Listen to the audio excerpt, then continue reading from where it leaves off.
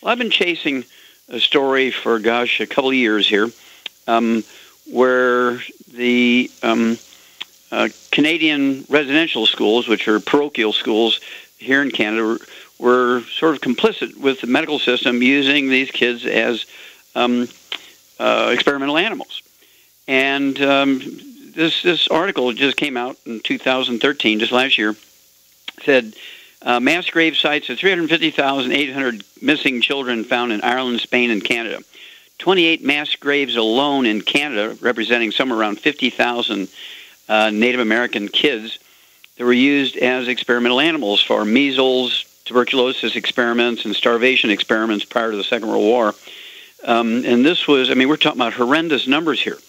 Up to 50,000 Canadian Native American kids, 28 mass graves going all the way from Vancouver, BC, all the way to here in the maritime provinces on the East Coast. Okay? Now, we're talking about something that's not a small thing. We're talking about going back into the 1800s, and this is all documented in the book Epigenetics, The Death of the Genetic Theory of Disease Transmission. Just shows you all the horrendous things that the medical system got involved with, everything up into the Nazis, where they do the experiments that they could only dream of before the Nazis came along, and, of course, before these parochial schools came along.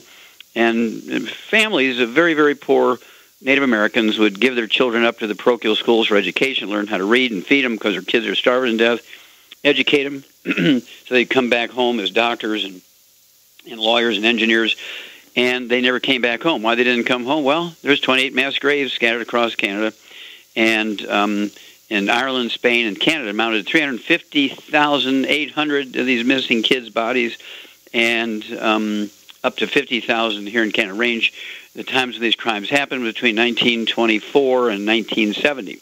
Many of these crimes occurred in the United States, and it was only a U.S. Supreme Court order in 1970, I believe it was, stopped all this sort of stuff with a court ruling saying you couldn't castrate black men without their permission, you couldn't sterilize black women without their permission. Although during the Tuskegee Institute experiment right after the Second World War, during the late 40s, they used 400 black men as experimental animals to find out if they died from the same symptoms of syphilis as did white men. They were promised penicillin to cure their syphilis, but they were just given water so they could be tracked to see what symptoms they would die from. Well, this leads to an arrogance, okay? This leads to an arrogance, and this arrogance, of course, is showing up now in this Ebola stuff. We already talked about the two nurses who got Ebola treating this guy from Liberia who showed up in Dallas, Texas, and they had bad equipment and so on. But one of them went to a wedding planning thing for 3 days in Akron, Ohio, came back to Dallas, Texas, and exposed. They got 800 people on the aircraft, this Frontier Airlines, between several flights that were directly and indirectly exposed to her. And then there's a lab tech from this group that was actually working with this Mr. Duncan, the guy who died from Ebola, working with his diarrhea, his vomit, his sweat, his blood, and everything. She gets on a cruise ship. And, of course, the southern Mexico and Central America won't let these people, on the thousands of them on the cruise ship, disembark because they found out she's on there. And this is all going south. We're talking about hundreds of millions of dollars being lost here because of just arrogance on the part of the medical system where, I know what I'm doing here. And so I can just be exposed and then run into a big public place and expose everybody else. I'm a doctor. Well, you have to remember each year, and this is from the Center for Disease Control, published in 1998. This is a yearly figure. This is an annual figure. Medical doctors in their workplace, in their hospital, this is just hospital, not their clinics or their private offices. In hospitals alone each year, medical doctors in America alone infect 2 million patients, of which 90,000 die from these infections. A third of those, 30,000, a third of those infections are caused by C. diff, Clostridium difficile, which is a bug only found in human poop, Clostridium difficile. And this is because doctors just don't wash their hands after they go potty. That's because they're arrogant. Well, get a hold of the book Epigenetics, The Death of the Genetic Theory of Disease Transmission. Get a hold of the trilogy books, Let's Play Doctor, Let's Be Herbal Doctor, and the Passport to Aromatherapy, and learn how to take care of yourself.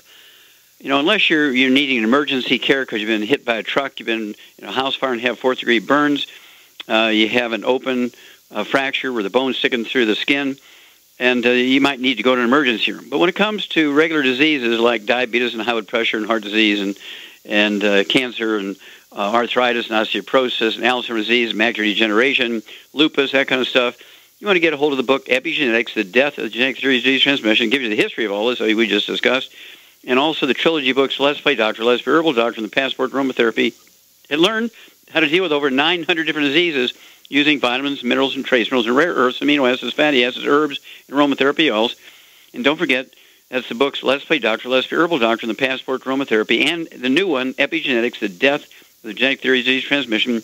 Learn how to do your own laboratory work. You can go to a pharmacy without a prescription, get all the same test strips your doctor will use in his office to give you a physical. He'll charge your insurance company $2,000 for that physical. You can get all the same test strips he used for $1.50 a piece. You'll only need 3 of them. That's less than $5. Learn how to do it yourself. Get the book Epigenetics, The Death of Genetic Theory of Disease Transmission, and the trilogy books Let's Play Doctor, Let's Be Herbal Doctor, and the Passport to Aromatherapy, and save yourself and save the people you love. We'll be back with Dead Doctors Don't Lie after these messages. Okay, Doug, what pearls of wisdom do you have for us today? Well, recall a month or two ago, there was that case where there was a healthcare worker in Texas that was infected with active TB and was working at a nursery at an El Paso hospital. Well, according to this Fox News story now, 8 infants have tested positive for TB at that Texas hospital. And they say the screenings reveal that these 8 infants have tested positive for tuberculosis following the discovery that a nurse's assistant was infected with TB. And this was at the El Paso Public Health Director, according Robert Reed Resendez, says that 8 of the 5 babies had been vaccinated against TB previously, and so the results may be false positives. But preventative medical treatments have been offered for all 8 babies. They say that now that the babies have active TB, the deadly contagious form of the disease, and the health authorities have also raised the number of infants that may have possibly been infected to 860. And they say this was at Providence Memorial Hospital in El Paso. Hospital says it passed the first inspection by federal authorities, and inspectors will come back and inspect their hospital again. But they say the worker reported TB-related symptoms in July and was allowed to continue working for, I think it was about 8 weeks, still continuing. And that just goes to show you how on the ball our medical system is. I mean, all this stuff going on at this Texas hospital with the Ebola thing, and now people have kind of forgotten about this TB thing, but it just goes to show you that, our healthcare workers are not trained in order to really know how to deal with these really highly contagious infectious diseases. Yeah, and again, this comes down to the arrogance of the medical system. Again, I just can't get away from that figure. This is a Center for Disease Control figure, CDC figure. It came out a couple of years ago, and it's an annual figure. Doug, an annual figure. Medical doctors infect 2 million Americans each year in hospital workplaces. Of those 2 million they infect each year, now that doesn't include their clinics and private offices, but just in hospitals each year, it's 2 million patients are infected who go there to have maybe an eye operation or go there to have a test, just to have a test. And they infect 2 million of these people, of which 90,000 die every year. Nobody raises an eyebrow. Here's everybody screaming and getting excited about one person dying of Ebola in the hospital from negligence. And here we have 90,000 die each year, been going on for 50 years, maybe longer, and nobody seems to care. Oh, that's KBD. Put that on the death report. KBD, cause of death, killed by doctor. Okay? And so when does public indignation kick in? Now, this has all been part of the Dead Doctors Don't Lie message for 36 years, because as a pathologist, I would see this stuff on the autopsy table. This person shouldn't have died from that disease. Where'd they get it? Oh, in the hospital. Well, there you go. And so it's a never-ending story, it seems. And again, I'd urge everybody to get a hold of that book, Epigenetics, The Death of the Genetic Theory of Disease Transmission. Get a hold of that trilogy of books, Let's Play Doctor, Let's Be Herbal Doctor, and the Passport to Aromatherapy, and learn how to take care of yourself. If everybody were like me, the medical system would be very, very humble. I haven't been to a doctor in 68 years. Okay, I haven't been sick in 68 years because I've been taking the 90 essential nutrients twice a day for 68 years. If I have a cut, I disinfect it with my own colloidal silver. I don't use antibiotics. I've never been on a prescription medication. And it's one of those things, I know Shar hasn't been to a doctor in 25 years, and so she hasn't been sick in 25 years. And we have thousands and thousands and thousands of people who are Youngevity customers and associates who've been with me for 8, 10, 12, 15, 20, 25, 30 years, and they never get sick, okay, because they've been taking the 90 essential nutrients twice a day since they started with us. Contact your Youngevity associate and ask for Epigenetics, the death of the genetic theories of transmission, and the trilogy books, Let's Play Doctor, Let's Be Herbal Doctor, and the Passport to Aromatherapy, and save yourselves. We'll be back with Dead Doctors Don't Lie after these messages. Okay, Doug, let's go to callers. All right, let's head to Santa Cruz, California, and Cindy, you're on with Dr. Wallach. Hello, Cindy, you're on the air. Yes, thank you, Dr. Wallach. Yes, ma'am. What's up? Well, I've been diagnosed with HPV cancer virus. They've been observing it for 3 years. I've had the irregular once on the pap smear, and then they took it in and looked under a microscope and found the virus in a cellular level. So I've had the LEAP surgery, and then that was like about a year ago, and then we do it every 6 months and check out where it's at. And then this last one, I just got my result just this yesterday, and they say that I didn't have it on the normal pap smear, but I had it when they took it into the microscopic level, and I'm just baffled. I've tried different things. Here's the deal. HPV virus, the human papillomavirus, is the same virus that causes warts. It doesn't cause cancer, okay? That's a whole myth, okay? It's one of those failed medical theories. HPV virus, human papillomavirus, which is, again, the virus that causes warts, simple warts, actually has to do with, it could be a systemic infection with a virus. It could be just having human contact with somebody who has this virus on their hands, and then you shake hands with them, and then you wipe your bottom and touch yourself. And are you repeating me talking? I'm sorry? Okay, I've done some research, and they said that there's the 3 that do cause cancer, and then there's like other ones that cause warts, and then there's non-specific, and there's like 129. Well, I don't believe there's ones that cause cancer. Okay, I don't. I like that belief. Yeah, I don't believe it. Okay, here's the deal. Okay, what I want you to do is get yourself some tampons, and you can soak the tampons in our colloidal silver. I did that. Okay, good. And you need to do that like 3 days a week, maybe forever. Okay? You may need to do that 3 days a week forever. Yeah, I was doing it every other day, like, for 6 months before my exam, and I still have it. That's probably why they couldn't see it, on the pap smear. Okay? But if they've seen it on a electron microscopic study, magnifications of 120,000 times or something in the cells, I would continue to do that because you've gotten a positive result. You've gotten rid of it where they can't find it on a pap smear, but you still have some vestiges of it, and so I would keep it down. You don't even want warts on your cervix, right? And I don't have that, but I was told, I think I checked it out through the line connected through some doctor that you work with. I can't remember his name, but it was like 2 ounces soaked tampon, put it up there, leave it for an hour and a half. But how long do you leave it in there? At night. You put it in when you go to bed, take it out in the morning. Okay, bedtime. Okay. Yeah. Okay? And then, next time you go in for an exam, call us back. But this is going to be an ongoing thing. We had some great results with a variety of, numbers of women. And so something's going to be an ongoing thing. But thank you for that feedback. I appreciate that. We'll be back after these messages. Let's head to Maryland, and Gail, you're on with Dr. Wallach. Hello, Gail, you're on the air. Hello, Dr. Wallach. Hi. Hi. I was calling my son. He's 3 years old, and I wanted to know what is the connection with egg allergies. He has an egg allergy, and I wanted to know the connection between that and developmental delays dealing with verbal language output and social / behavioral development. Okay. Well, there may not be any direct relationship, but the things that cause developmental delays can cause allergies, okay? Basically, we're talking about gastrointestinal problems. Does the child have any skin problems, any eczema, dermatitis, psoriasis, or rosacea? He does. And I had called another show regarding that, and he does have eczema. He had baby eczema, and he shows some signs still of the eczema. What about asthma? No, thank God. No asthma, no bronchitis? No signs of that. Any belly problems? Any diarrhea, constipation? Well, he used to have issues. He used to have issues with constipation, and there's been some times he's had diarrhea, but it's not like it's, every week there's a bowel movement issue. No, it's not like that. But he's had issues before where he's had constipation or he had some diarrhea. Okay. Do you have any other children? No, he's my first and maybe my only child. Okay. Do you have a history of any eczema or asthma or belly problems yourself? Actually, I have a history of ulcerative colitis. Well, there you go.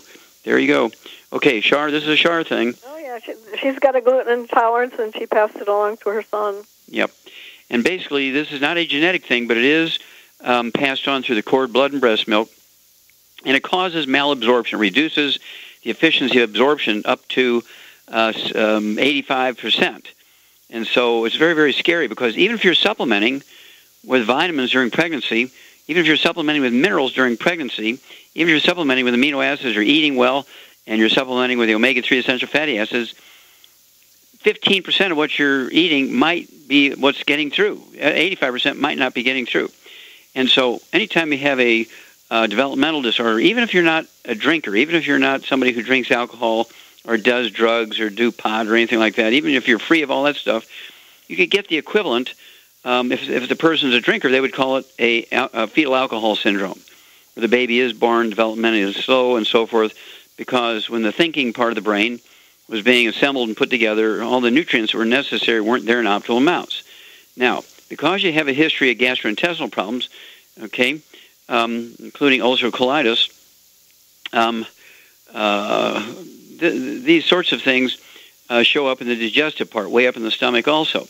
And this can result in allergies to anything because when you can't digest proteins down to the amino acids, you start absorbing, and this is the child I'm speaking of, and yourself, any brothers and sisters you might have, you can't absorb full-size proteins. You have to get it down to amino acids, but you can be able to absorb polypeptides and get allergies to these things.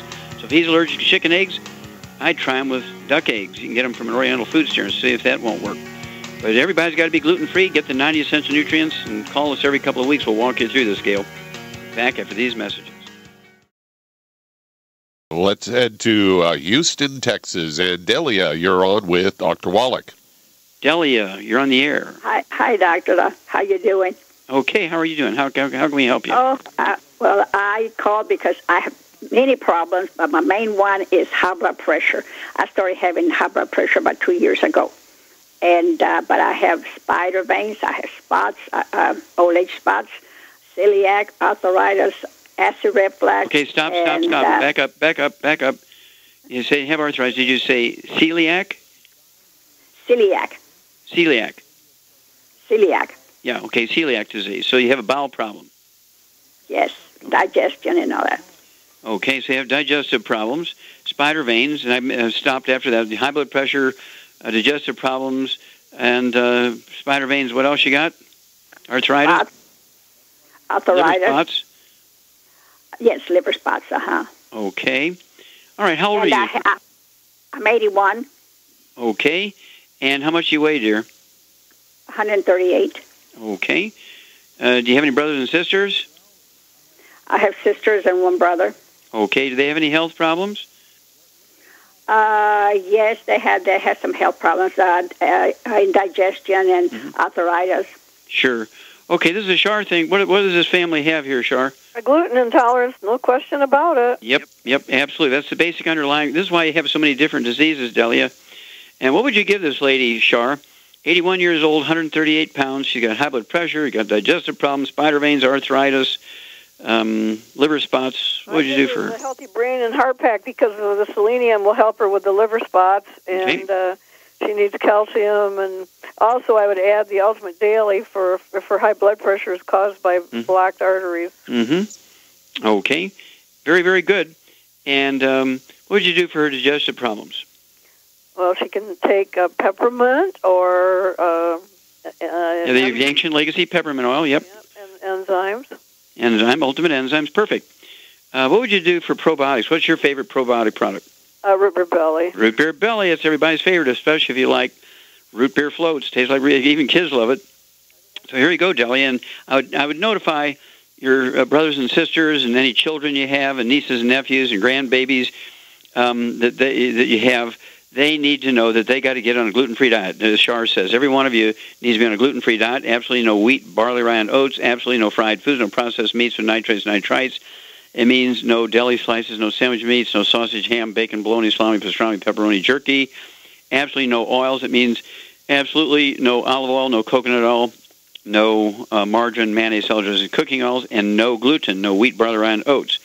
138 pounds. I'd have you take one healthy brain and heart pack per month, like Shar says. Get an extra bottle of selenium so you can have 3 of those twice a day. I'd get an extra bottle of, in fact, I would get you 2 bottles of glucogel, 2 large bottles of glucogel, so you can take 15 a day. That's 5 at breakfast, lunch, and dinner. And that's designed to support and promote healthy maintenance, repair of cartilage, ligaments, tendons, connective tissue, discs between the vertebrae, bone matrix, bone itself. For the digestive problem, Shar says, I'd go with the root beer belly. Take 1 or 2 of those per day. It's a little package you tear open with the sprinkles on your tongue. Tastes great. And then for the celiac disease, I would go ahead and take the ultimate enzymes. But don't forget, you got to be gluten-free. But take the ultimate enzymes. Take 1, like 2 minutes before each meal, a couple ounces of water. And again, as Shar says, for the high blood pressure and the spider veins and even liver spots, in addition to the selenium, the ultimate daily tablets, I'd take 1 bottle a month and go ahead and take 3 of those twice a day. And then call us every couple of weeks. Let us know what your blood pressure is. Let us know how your digestive system's working. Let us know as your liver spots begin to fade, and let us know about your arthritis pain. Okay, and we'll walk you through this, Delia. But please let your family know that they're in danger, and as are your kids and grandkids and great-grandkids and so forth. Everybody's got to be gluten-free, and everybody's got to take the 90. Otherwise, it's not going to be good. Okay. Doug, we have time to start another one. Yeah, let's head to Tennessee. And Susan, you're on with Dr. Wallach. Well, Susan, you're on the air. Hi, I have a friend that's been diagnosed with the hemifacial, H-E-M-I facial, where her eye is twitching, and she's supposed to go in for a brain scan to see if there's a tumor on there. I just want to know what she can take to... okay, now is that on one side or is that on both sides? One side. Yeah, that's where the hemi comes in. It just means one side. Okay? Yes. Uh-huh. Yeah, I had that... I'm sorry? I understand it's more common in Asian women. She's not Asian, so... Yeah, I'm not an Asian woman. I had it when I was 4 years old. Okay, back then, in the kids, it's called Tourette syndrome, where you get eye tics and eye twitches. Okay, and of course, let's see here. How much does your friend weigh, Susan? I believe 145 or 150 pounds. Okay, and does she have any other issues? Any high blood pressure, diabetes, skin problems? High blood pressure. Is she on medication? No, she doesn't. No, okay. And let's see here. Does she have any bowel problems, any constipation, diarrhea? Yes. I'm sorry, that's a yes? Yes. Mm-hmm. What, does she have irritable bowel syndrome, ulcerative colitis, Crohn's disease? What's she got? Just as far as I know, the constipation. Mm-hmm.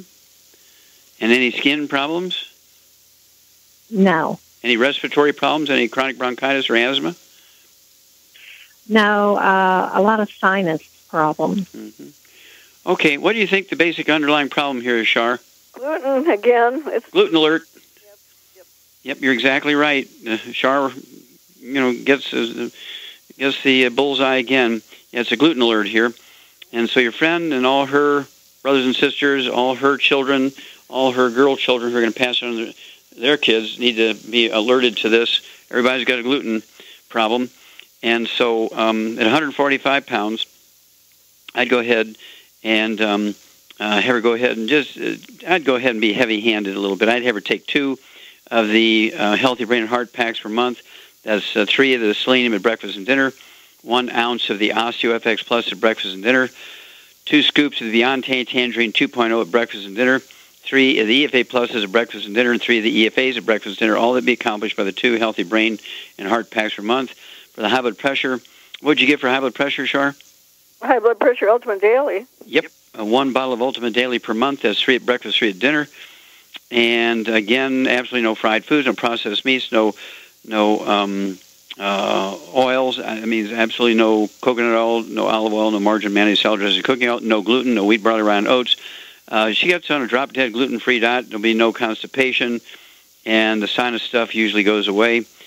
And high blood pressure, we say ultimate daily tablets, 3 twice a day, 1 bottle a month. And then call us every couple of weeks. Let us know how this lady's doing. But this sounds pretty straightforward. But when you have all these multiple problems, and especially when you have bowel problems, constipation, diarrhea, irritable bowel syndrome, Crohn's disease, that kind of stuff, celiac disease, diverticulitis, appendicitis, you're looking 100% at gluten intolerance. Well, we'll be back with more Truth, Justice, and the Longevity Way on Dead Doctors Don't Lie after these messages.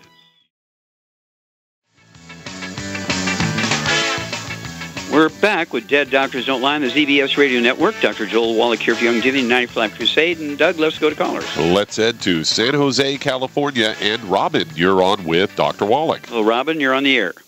Hi, Dr. Wallach. I'm calling about 2 different dogs. One is a 14-year-old, 55-pound dog that has Cushing's disease. What do you recommend? My second question is I have an 11-year-old, 85-pound American bulldog with melanoma in his eyes. Went under anesthesia yesterday to have a malignant tumor removed from his leg, and his oxygen level was not high enough to proceed with the surgery, so they pulled him out of anesthesia. Mm-hmm. Okay. Well, the first one, let's see, you say he has... Cushing's disease, okay. So is this dog, is he dripping milk and all that kind of stuff? I don't know. It's my friend's dog. Okay.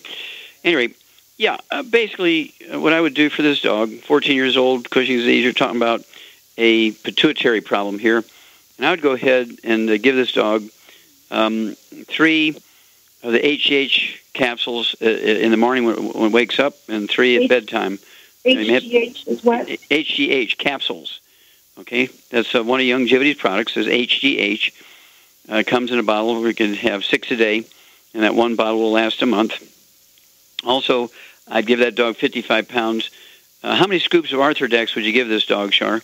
55 pounds, 2. Yep, there's 1 scoop for 25 pounds, exactly. 2 scoops of Arthrodex a day in its food. Make sure the dog food is designed for medium-sized dogs from 35 to 50 pounds. And let's see here. Make sure you read the label and it's a gluten-free food. If it's dry food, particularly, make sure it's gluten-free. It'll say it right on the label, gluten-free. Okay, there's one that's got melanoma on his leg, melanoma in the eye. Yeah, they may have to give this dog another type of anesthesia, okay, and may have to use a intravenous anesthesia and then use oxygen. That way it keeps the oxygen up, and don't use an inhalant. Do not use an inhalant anesthesia, but use an injectable one, which can be maintained through an IV drip, and then use oxygen. That way you can control the oxygen level in the blood and finish the surgery. So when you have melanoma, I would go ahead and have the eye removed, and you can either put in a prosthesis or not. Dogs do pretty well with one eye, just like human beings can. Let's see here. But that's where I'd go with the second one. The anesthesia should be intravenous with oxygen. That way there won't be any reduced oxygen. Okay, how much time we have here, Doug? About 90 seconds. 90 seconds. Okay, Shar, you got 60 seconds. Give people out there kind of a crash course on gluten. Crash course on gluten? Well, basically, they've doctored the food up, so almost everybody has a problem now. We've got an article that says now over 70% of Americans have a gluten intolerance, and it's very obvious because when you go to the grocery store, the gluten-free section keeps getting bigger and bigger and bigger, and they keep introducing new products, biscuits and... Exactly. Okay, well, thank you, Shar. Very, very good. Well done. We do have ourself, of course, our Go Foods, 25-year shelf life, and all non-GMO, all non-MSG, all organic. About 50% of the offerings of the Go Foods are gluten-free. And guess what? 25-year shelf life, freeze-dried. You need about a 3-month supply for each person in the house of the Go Foods in case there's some kind of emergency that's out of your hands. Natural disaster, invasion by aliens from space and whatever. If the bad guys knock down our electrical grid, our Wi-Fi grid and so forth, There's no food going to be delivered by UPS or FedEx to grocery stores. You better have some on hand. Be sure you have 90 days worth of the 90 for Life program for each of the people in your house, maybe a couple others who might wander in, hopefully friendlies, and learn how to protect yourself. Get a hold of that book, God Bless America, and learn how to protect your house, make your house disaster resistant.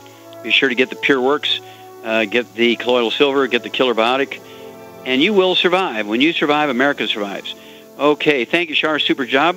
Thank you, Doug and Billy. Superlative job as usual. God bless each and every one of you. God bless our troops. God bless our Navy SEALs. And God bless America.